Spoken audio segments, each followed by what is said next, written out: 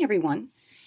Although all of the items on the Learn to Code choice board are free for students to use, the Google ones, the create a Google logo, animate a name, code your superhero, and design your own emoji holiday are all through CS First, and you do need to create an account for your students to be able to access those particular items.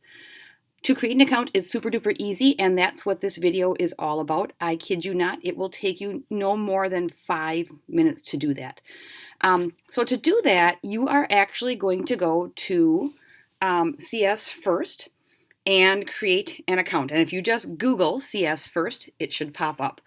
Once you're on the site, in the top right-hand corner, you'll see it says sign in.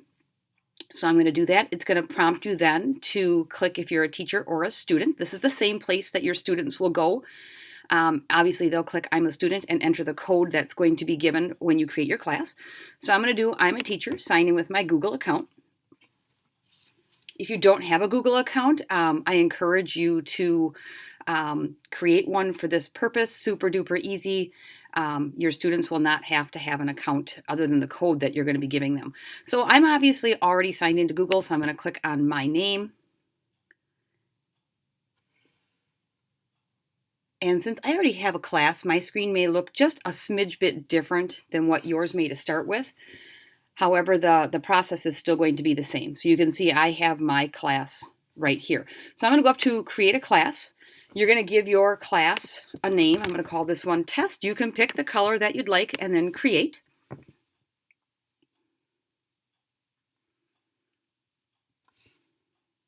Okay, once this pops up, and I apologize, my internet can sometimes be a bit slow, you're going to see that your class has no activities. So I'm going to go up here to the blue button where it says add activities.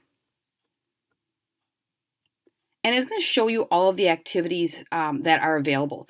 You may find others in here that are not on that code board that I shared that may be more appropriate for your particular grade level. There's some great ones here for language arts, including dialogue, which is, as you can see here, an introductory one. So again, even your youngest learners will probably be able to work their way through this. Characterization, interactive presentation, all introductory. And then you can see there are some that are listed as intermediate and there are some that are even advanced.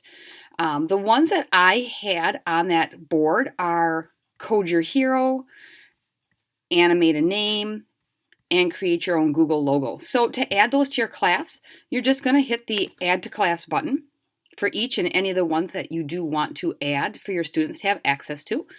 You're going to put it into your class. If you have more than one like I do now, you just click on the one you want it to go to, click Add to Class, and then if you want to add more, click on the View Curriculum button. That will take you back to the screen that we were just on with all of the different activities.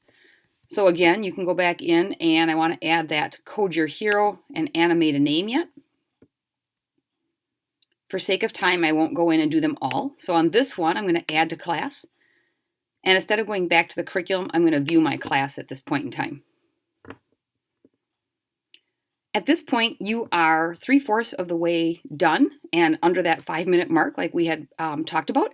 But here you're going to see there's a little bit of a dashboard where you can actually see the number of students and percent completed, and you can view the progress details for your students if that's something that interests you.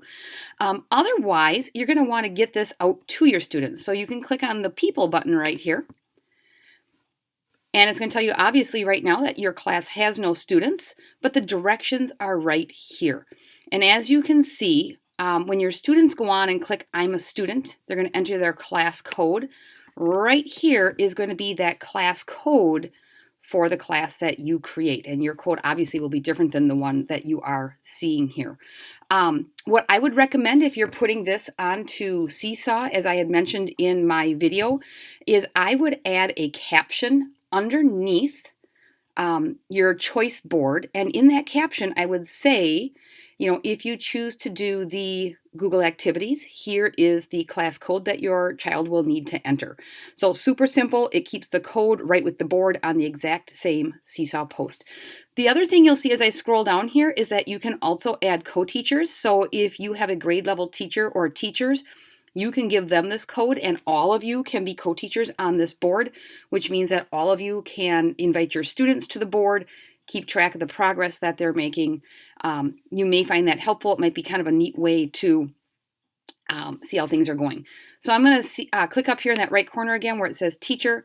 If I go to my profile, you're going to see over here some of the information that I had to put in originally, but I can also come back to current classes and it's going to show you the classes that you have. So hopefully that gives you enough of a little bit of information, I should say, to get you rolling with this. I apologize for the little hiccup.